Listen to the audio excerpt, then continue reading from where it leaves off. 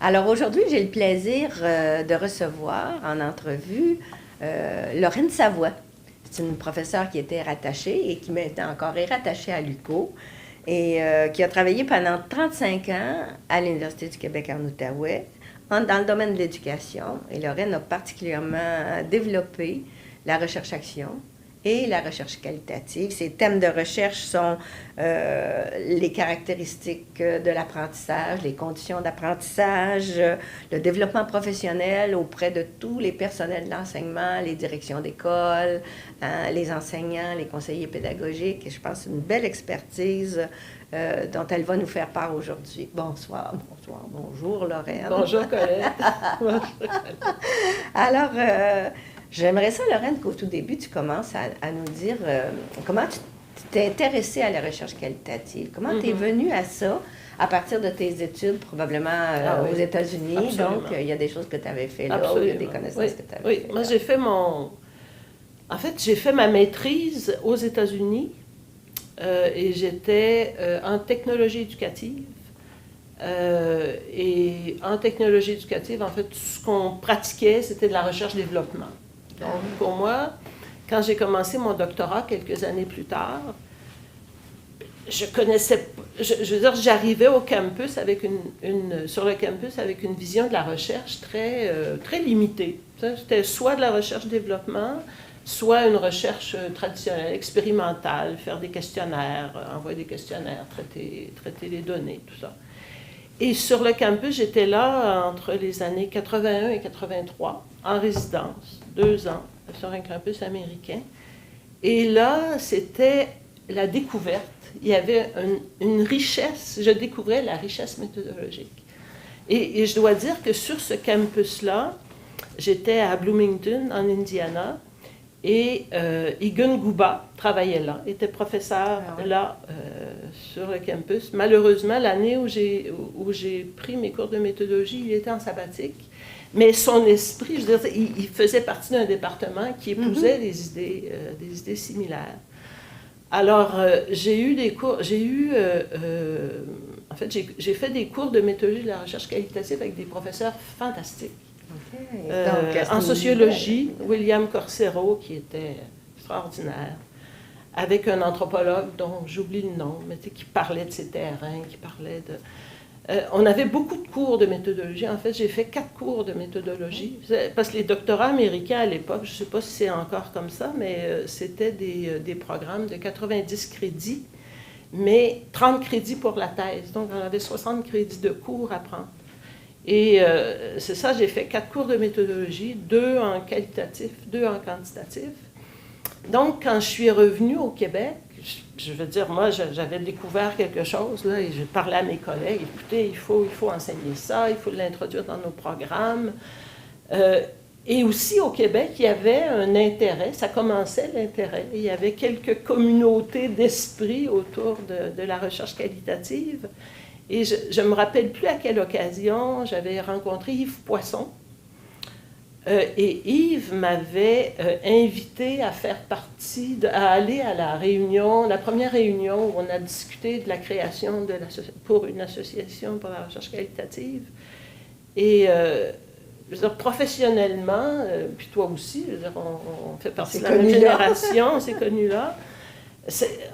On a eu une chance professionnelle incroyable. C'est-à-dire qu'on est arrivé au tout début d'un mouvement dans lequel on croyait et où tout était à développer, à créer, à monter, à construire. Alors, c'était un contexte professionnel incroyable. C'est vraiment un paradigme qui s'est instauré. Et voilà, c'est comme ça que moi j'ai eu contact avec la recherche qualitative. Et à mon retour au Québec, je cherchais des alliés francophones, parce que ma formation était en anglais, alors je cherchais des alliés francophones, une terminologie francophone, et j'en ai trouvé dans ce groupe avec Yves Poisson qui a publié plus tard son livre sur la recherche qualitative en éducation, qui a été publié en 90. Alors voilà, ça a été ça, mes premiers contacts avec la recherche qualitative. Pour la recherche-action, c'est très différent, parce que je n'ai jamais entendu parler de recherche-action pendant mes études doctorales. Mais moi, comme j'avais... bon, je disais que j'avais fait ma maîtrise en technologie éducative et je suis rentrée au doctorat aussi en technologie éducative, mais avec une vision, je veux dire, mon intérêt de recherche, c'était, je me disais, mais nous, en technologie éducative, on est capable de développer des modèles de design pédagogique très performants. Pourquoi est-ce que les enseignants ne sont pas intéressés? Donc, à la base, c'était un questionnement sur la dynamique de changement, sur l'innovation pédagogique. Et j'ai fait ma thèse sur les modèles de changement planifiés. C'est une thèse tout à fait théorique. Je ne suis pas allée sur le terrain. J'ai compilé des modèles de changement, je les ai analysés. Mais quand je suis revenue à l'université, dans mon université d'attache, j'avais des collègues qui, eux, étaient déjà en contact avec Peter Checklin, la System Methodology, oui, en Angleterre. Et d'ailleurs, notre programme de maîtrise a la particularité, et à ce moment-là, on dispensait ce programme de maîtrise en association avec l'Université du Québec à Rimouski. Les étudiants étaient fortement encouragés à venir faire des recherches-actions avec le modèle de Checklin en arrière-plan. Alors moi, je me suis trouvée dans un milieu où, bon, j'arrivais avec la recherche qualitative, j'avais des intérêts sur la dynamique de changement. Eux disaient, ben nous, on fait la recherche-action. Donc, ça se mariait très bien. Oui, ça allait bien. Parce que la dynamique de changement, je vous disais, oui, mais vous dites, vous faites la recherche-action, mais en recherche-action, vous voulez faire du changement. Donc, étudions les dynamiques de changement. Alors, c'est comme ça que je suis arrivée avec des idées, à m'intéresser à la recherche qualitative et à pousser plus loin, en fait, ces dynamiques de changement qui sont présentes à l'intérieur de la recherche-action. Donc, ça a été comme une convergence professionnelle très, très facilitante pour moi. Puis je vois qu'aussi, dans l'ensemble des travaux que tu as réalisés, autant sur le terrain que dans tes écrits, est-ce qu'il y a des choses que tu trouves qu'on peut considérer comme des contributions importantes, qui condensaient un peu toute cette effervescence sur laquelle tu essayais de mettre des mots, oui, qu'on essayait de mettre des thèmes, qu'on essayait de mettre des concepts aussi, clarifier des concepts, oui, peut-être en mentionner quelques-uns? Oui, mais comme j'ai dit tantôt, j'étais sur... j'ai fait mes études doctorales sur un campus où l'esprit de Guba était très présent. Et Lincoln aussi, Ivana Lincoln a étudié sur le même campus. Ouais. Elle a fini son doctorat quelques années avant moi. Et donc, les écrits de Guba, je les connaissais. Tu sais, le Naturalistic Inquiry, le Fourth Generation Evaluation, tu sais, c'était là. Et quand je suis revenue ici, je me disais, mais on ne peut pas juste parler de la recherche qualitative comme ça en général. Je pense qu'il faut aussi se préoccuper de la rigueur qui est associée avec cette forme de recherche. Tu sais, si on veut que cette forme de recherche soit considérée, il faut qu'on puisse montrer qu'elle est rigoureuse. Oui, au plan scientifique. Au plan scientifique, c'est ça. Alors, très tôt, puis j'ai été rapidement invitée, déjà en 89, il y avait eu un colloque en Abitibi-Témiscamingue sur la recherche qualitative. Et j'avais fait une conférence sur les critères de rigueur de la recherche qualitative qui était fortement inspirée des écrits de Guba. Mais je me faisais comme comment on dirait ça, non? Comme un traducteur, pas plus qu'un traducteur. Je n'ai pas juste traduit ce qu'il avait écrit, j'ai aussi adapté, ajusté. Mais je faisais comme le passage entre une pensée américaine sur la rigueur et nous, ce qu'on pouvait faire ici.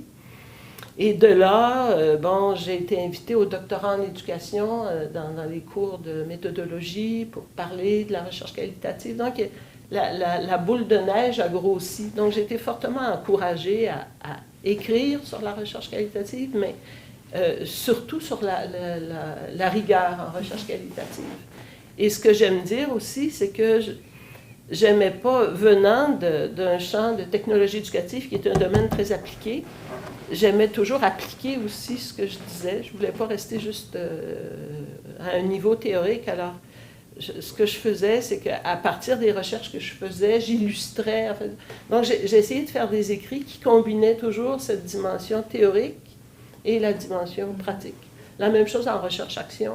On a, avec mes collègues, on a écrit des textes sur la recherche-action et j'ai toujours essayé de marier, en fait, ces dimensions théoriques. Et j'ai écrit sur la recherche-action, sur la rigueur en recherche-action aussi. J'étais toujours préoccupée par la rigueur.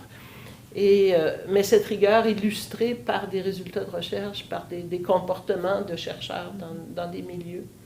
Toujours dans le but de s'assurer qu'on avait des critères pour considérer ces formes de recherche, pour les défendre. Oui, puis cette préoccupation-là aussi, tu l'as incarnée dans ta contribution au dictionnaire de Paillet-Mukieli. Je pense que tu as été responsable d'une partie de rédaction sur les critères de rigueur, justement. Sur les critères de rigueur. Oui, et le gendre aussi, le dictionnaire actuel de l'éducation qui m'a demandé de prendre certains des écrits pour les insérer dans le dictionnaire actuel de l'éducation. Alors, moi, je dirais que cette question de la rigueur, c'est vraiment un fil conducteur qui m'a suivi tout au long de ma recherche, de ma carrière, parce que je voyais que si on voulait faire en sorte que la recherche qualitative et la recherche-action se taillent une place et qu'on soit considéré, reconnu par nos pairs et par nos employeurs. Et aussi les organismes subventionnaires. Les organismes subventionnaires, il fallait qu'on ait un langage qui soit propre non seulement propre à cette forme de recherche, mais qu'on puisse parler, défendre la rigueur, plus qu'en parlant de la validité interne, de la validité externe, par exemple. La fidélité, qui sont des concepts qui, selon moi, ne s'appliquent pas. Il fallait créer un langage, un vocabulaire, une terminologie différente pour en parler. Je sais aussi que dans ce cadre-là, dans le cadre de tes travaux, tu as dirigé des mémoires, tu as dirigé des thèses. Il y a beaucoup d'étudiants qui ont suivi un peu ton parcours puis qui ont développé des trucs originaux. Est-ce que tu aurais peut-être en tête certaines thématiques qui ont été intéressantes puis qui ont été développées puis que tu as pu, à la limite, à ma grande surprise, disons, leur proposer des parcours en recherche-action, parcours méthodologique en recherche-action? Quand on s'est parlé en préparation à cette entrevue, tu t'as ouvert la porte sur cette question. Et je suis allée compter. J'ai supervisé 50 maîtrises. Ça, c'est des étudiants qui ont terminé. Qui ont terminé des maîtrises déposées. Supervisé plus, mais qui n'ont pas fini. Et 23 doctorats. Wow. Donc, des thématiques, il y en a. Il y en a beaucoup. Il y en a beaucoup. Mais si je regarde, pour les maîtrises, il y a beaucoup... je disais tantôt que notre maîtrise, à l'origine, dans notre programme de maîtrise à l'UQO, on encourageait fortement les gens, les étudiants, à s'engager dans des formes de recherche-action. Ceci a évolué. Je pense qu'on a ouvert aussi la porte. Au départ, on était plus fermé et au cours des années, la porte s'est ouverte pour d'autres formes de recherche. Alors, j'ai supervisé des étudiants qui ont fait du qualitatif, qui ont fait des recherches-actions. Et je dirais les thématiques les plus fréquentes, j'ai essayé de voir un peu comment ça se dispersait, là. C'est que pour les recherches-actions, j'ai beaucoup supervisé des mémoires où il était question de mise en place d'innovation pédagogique.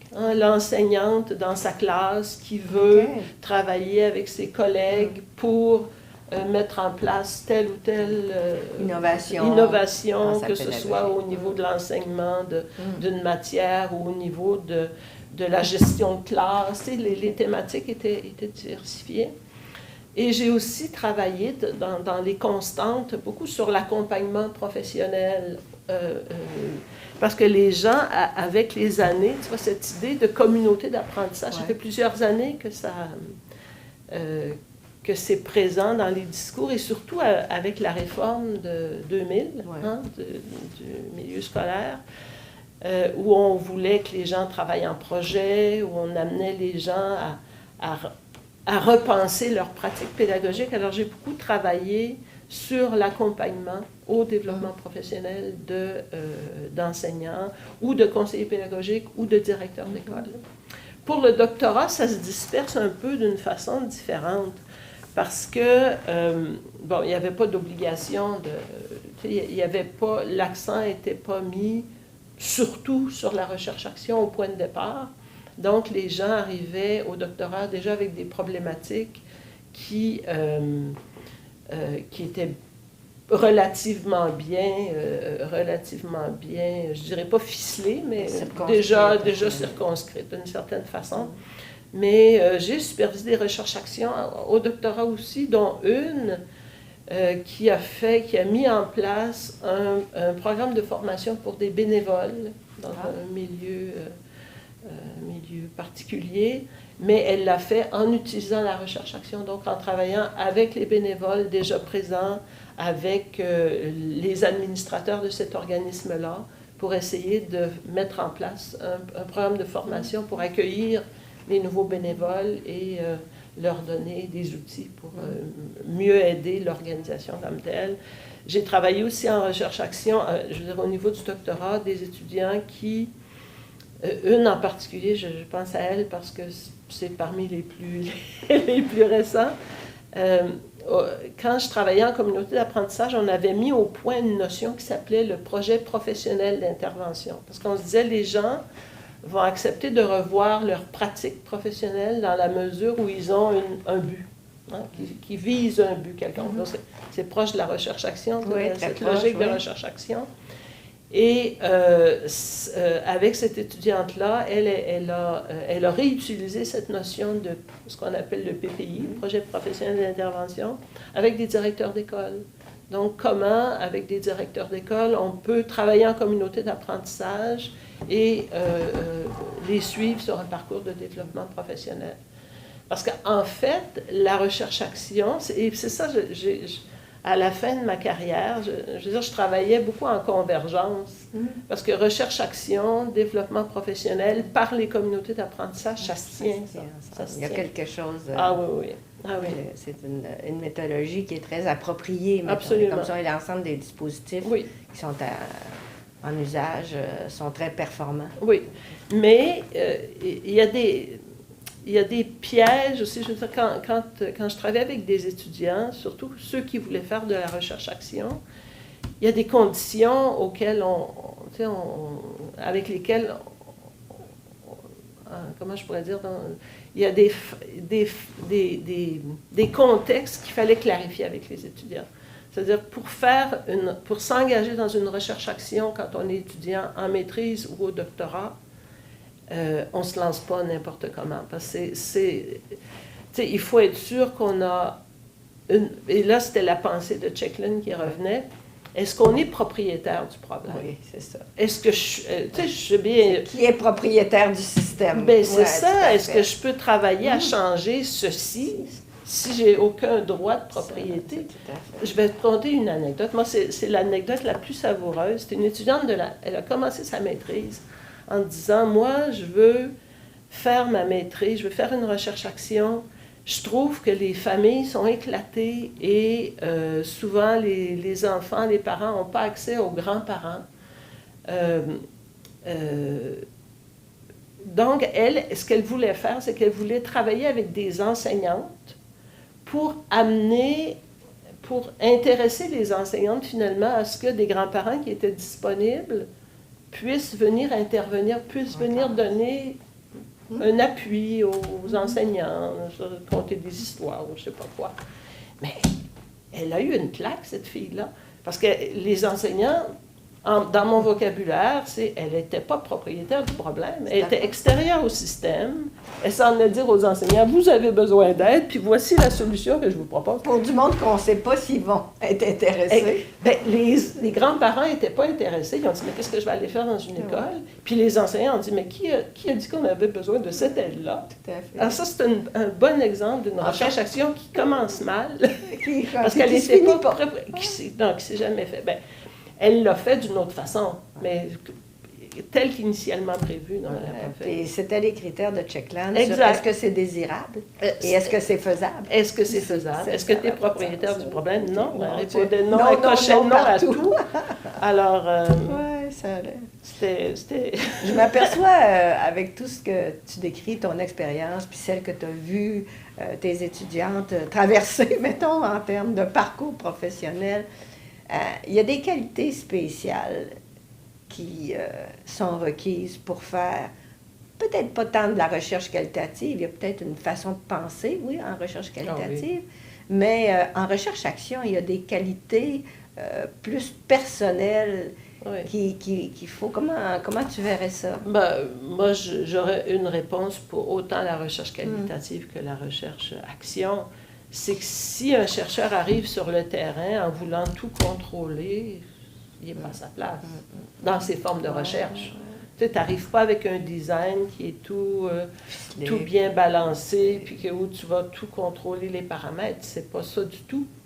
Alors moi, je dirais que la qualité essentielle pour faire de la recherche qualitative et de la recherche-action, c'est de la tolérance à l'ambiguïté. Tu sais, il faut être capable de dire « Ah, OK, il pense comme ça, donc... tu sais, les questions que j'ai préparées dans mon guide d'entrevue, peut-être qu'il faudrait que je les revoie parce que c'est pas du tout approprié, c'est pas... Ou encore qu'en recherche-action, est-ce que... Tu sais, si j'arrive avec une... Si j'ai pas bien négocié mon entrée sur le terrain, si j'ai pas bien négocié le type de problème avec lequel on va travailler avec le milieu, ben je risque d'être très déçu et d'établir des contacts qui vont pas nous mener très loin dans la recherche-action. Alors, moi, je dirais que la tolérance à l'ambiguïté, c'est la qualité principale. Il ne faut pas arriver en se disant je sais exactement comment les choses vont se passer. Il faut être capable d'être avec les nerfs un peu plus solides, puis dire OK, je vais vous faire ça comme ça, je vais le modifier comme ça, je vais peut-être demander à une telle personne de faire partie, là je pense à la recherche-action, du comité de pilotage de la recherche, pour amener son apport, pour avoir... Est-ce qu'il y a quelque chose que tu ajouterais, parce que tu as travaillé dans le domaine de l'éducation, on a toutes les deux été partie prenante des travaux, mais il me semble que c'est un champ disciplinaire, puis c'est un champ professionnel bien singulier. Peut-être est-ce que tu vois qu'on pourrait dégager des qualités ou des modalités particulières pour travailler avec et pour ces gens-là, comme disait Jean-Marie, non pas sur, mais avec et pour. Oui. Ben, il faut que les personnels scolaires avec lesquels on travaille, il faut qu'ils y voient leurs bénéfices. Parce que c'est des gens qui sont très, très occupés, des journées très remplies, des préoccupations très sérieuses, des fois, avec la façon dont certaines choses se déroulent à l'école. Alors, il faut qu'ils y voient un bénéfice. Il faut qu'ils voient la composante pratique de la chose. Nous, on fait une recherche parce qu'on veut documenter, apprendre à propos de certains objectifs de connaissances que l'on a. Mais eux, ils se retrouvent en classe. Et comment est-ce que cette connaissance-là va pouvoir améliorer leur pratique? Il faut aider, il faut travailler ce passage. Dirais-tu qu'il faut que même ça soit partie prenante de tes préoccupations à toi? Bien, en recherche-action, il faut que ça en fasse partie. Recherche qualitative, c'est... Puis j'ai le goût de faire déjà une distinction entre la recherche qualitative et la recherche-action. C'est que la recherche qualitative, comme chercheur, on veut mieux comprendre les pratiques, on veut mieux comprendre les façons de faire, on veut mieux comprendre la façon dont les gens se représentent tel ou tel phénomène qui se passe dans leur environnement. Mais on n'a pas des objectifs de changement. On a des objectifs de connaissance. Alors que dans la recherche-action, on a besoin de comprendre ce qui se passe, mais pas de façon aussi fine, parce que cette connaissance du milieu, on veut travailler avec le milieu pour atteindre des objectifs de changement. Moi, je disais toujours à mes étudiants, quand vous faites une recherche-action, il faut que dans votre planification de la recherche-action, vous ayez deux types d'objectifs. Vous avez des objectifs de connaissance. Quelle connaissance est-ce que vous voulez développer à partir de ce travail de recherche-action? Mais vous avez aussi des objectifs d'action.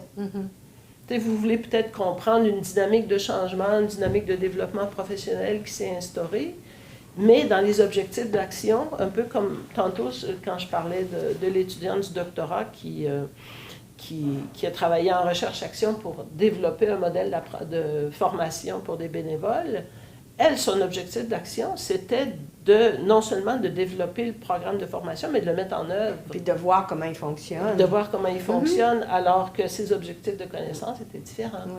Tu sais, quelle dynamique se créait dans le groupe, comment les gens se représentaient telle ou telle difficulté dans l'accès au statut de bénévole pour cet organisme-là, par exemple. Donc, deux groupes d'objectifs qui prévoient, en fait, l'action qui va être menée. Alors qu'en recherche qualitative, on a des objectifs de connaissance.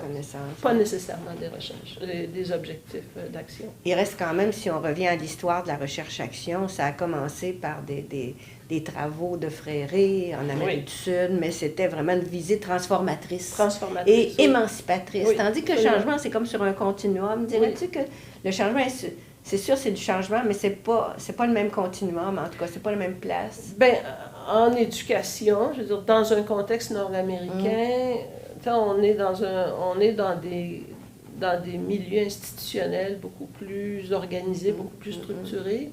Alors, la marge de manœuvre qui est laissée aux acteurs du système scolaire sont plus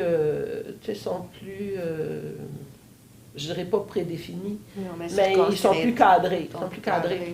Alors que Fréré, qui travaillait avec les populations opprimées en Amérique du Sud, il était dans une formation, j'étais dans un contexte d'éducation non formelle, même informelle, et il y avait une composante de militantisme, mais la recherche-action militante existe encore.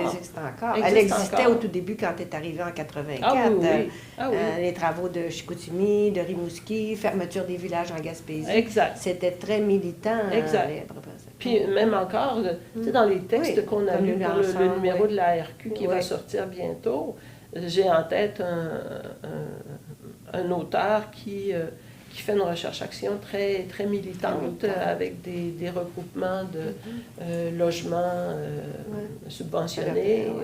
Tu sais, la recherche-action militante existe en éducation. En tout cas, moi, dans le contexte dans lequel j'ai travaillé, c'était plus...